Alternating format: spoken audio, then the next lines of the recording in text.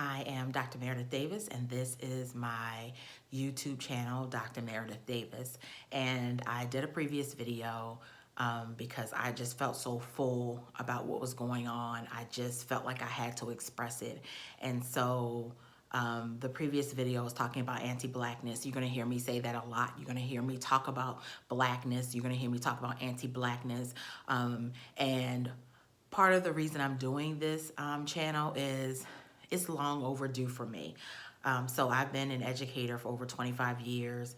I have seen some things, I've heard some things, and I've embodied some things pertaining to me being a Black person in the United States. And at this particular juncture in our history and in our present, I find myself extremely troubled. And so I need to get all that's in my head, put it in my heart, and let it flow out of my mouth. So you'll hear me talk about anti-blackness and not a lot. And so let me go ahead and break this down so it's forever broken. Because what I don't want people to do is think that I am saying things that are counter to appreciating and loving and respecting being Black, because there is no other race in the world I'd ever be. I love being a Black woman. I love being Black. I love the color Black. I love my men Black. I love Black, Black, Black, Black, Black, okay? So if you haven't figured that out now, I love me some Black, okay? So I'm saying that because it's a difficult reckoning, and we've had leaders and scholars for centuries trying to reckon how to deal with a problem when you are the problem. And as beautiful as I am, as Black as I am, as intelligent as I am, as upper middle class or middle class as I am a problem in this country. And so I'm going to help y'all solve this problem, because really the problem's not me. The problem is white supremacy. And the problem is that white supremacy and whiteness doesn't want to coexist with Blackness in a way that's authentic and true. And so I come unapologetically Black, and I want to talk about what it means to be Black in these United States. And what does it mean right now? It means that you can get a knee on your neck and die in broad daylight. And we have to question whether that was legitimate or not. We see someone murdered, and we have to actually sit and process. The courts have to process if someone did or did not kill someone, a police officer at that. And so that's part of the challenge, is that when you're a problem, people want to dust you under a rug. People want you to go away. People want you to be silent. People want you to be invisible. And I'm not having none of that anymore. I've been kind of quiet for the last 25 years, and in my own way,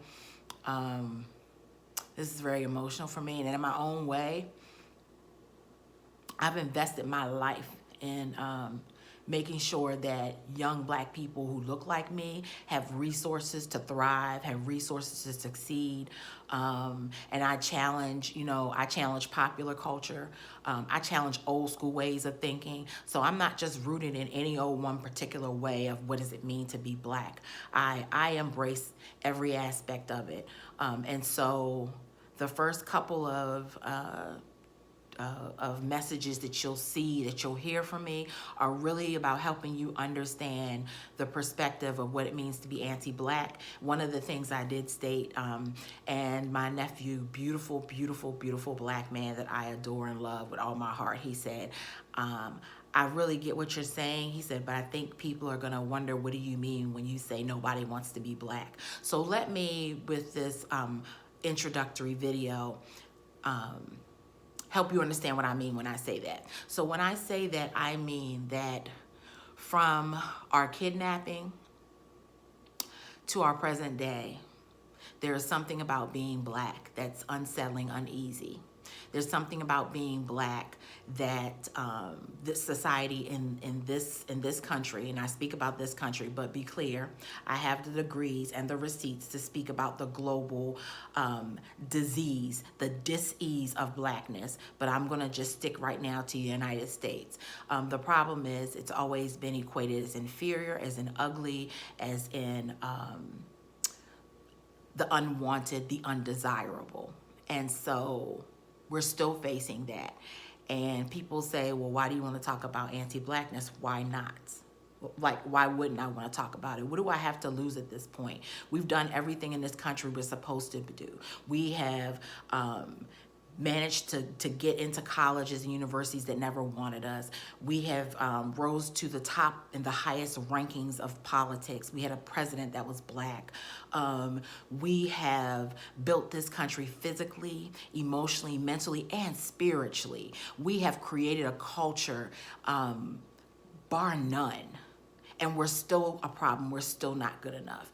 And some of us internalize those messages, and it's not our fault that we internalize them. And so when I say nobody wants to be black, what I mean is nobody wants to wake up in the morning and have to think about what they have to deal with walking out the door, which is being black in a world that's not welcoming. No one wants to think about going into a meeting and wondering, when people are looking at you, are they thinking about things that are going to contest and challenge your humanity or even your reason for being there? That's what I mean when I say nobody wants to be black. When we bleach our skin because we say we want to get rid of blemishes, but we really want to look lighter, and everybody for some reason wants to look like Michael Jackson, and if they don't look like Michael Jackson, they just do by proximity of whatever the heck they're doing with their faces and their bodies. We don't want to be that. And when caste systems consider people untouchable, and when black is the least desirable race in a country of 120 different hues, and when we say black is beautiful in this country and they call us terrorists and threats, that's what I mean. Nobody wants to be black. I know that black people love being black. I'm one of them, okay? So I'm gonna ask that we think a little bigger and broader about concepts and constructs on this page. And if you ever have any questions, I'm here to answer. Once again, I'm a solution-focused person. I believe in resolving problems. I don't bring you something that I won't help to resolve. And so I look forward to sharing these moments with you. If you have additional questions that are a little lengthier, feel free to reach out to me, Dr. Meredith Davis at gmail.com. Otherwise, you can put it in the comment section on the YouTube channel. Please subscribe so you can get information as soon as I post it. Thank you for sharing. And I'm clear that haters are going to hate, and the tired will stay asleep. But some of us are awake, and some of us are ready to do this work.